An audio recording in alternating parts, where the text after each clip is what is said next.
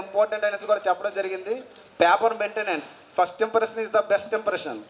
మీరు రాసినటువంటి మొదటి పేపరే వాల్యుయేషన్ చేసేవాడు సగం తెలిసిపోద్ది అనమాట.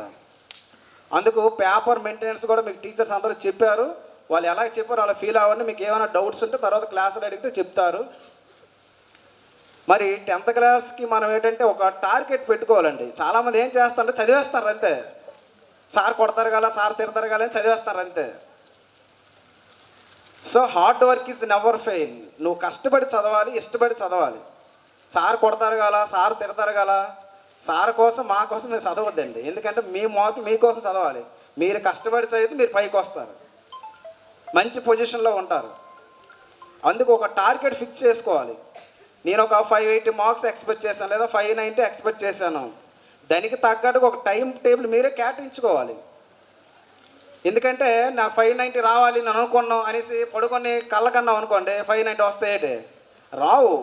దానికి తగ్గట్టుగా ఒక టైం టేబుల్ మీరు సెట్ చేసుకోవాలి. నైట్ 10:30, 11 వరకు చదవాలి, మార్నింగ్ 4కి లెగాలి. ఇదంతా కూడా ఒక ప్రాసెస్ అనమాట.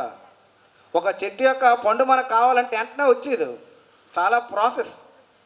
అలాగే మీకు ఆ మార్క్స్, ఆ స్కోర్ మీకు రావాలంటే మీరు ఒక టార్గెట్ ఫిక్స్ చేసుకోవాలి. ఫిక్స్ చేసుకొని దానికి తగ్గట్టుగా మనం చదువుతామా లేదనేది మనం ఆలోచించాలి ఫస్ట్ ఆఫ్ ఆల్.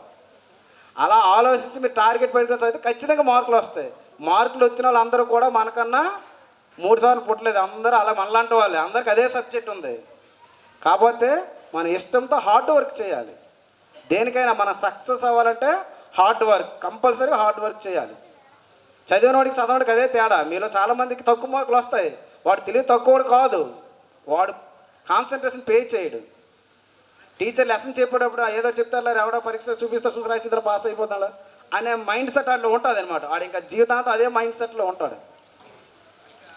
కాబట్టి మీరు ఒక టైం సెట్ చేసుకొని ఆ టైం ప్రకారం చదవండి. మీకు ఏమైనా డౌట్స్ ఉంటే మీకు టీచర్స్ ఉన్నారు చెప్పడానికి, మీరు డౌట్స్ అడగాలి. నిన్న సైన్స్ టీచర్ గారు చెప్పారనమాట, మనం ఏదైనా చదివేటప్పుడు మనకు డౌట్ ఫస్ట్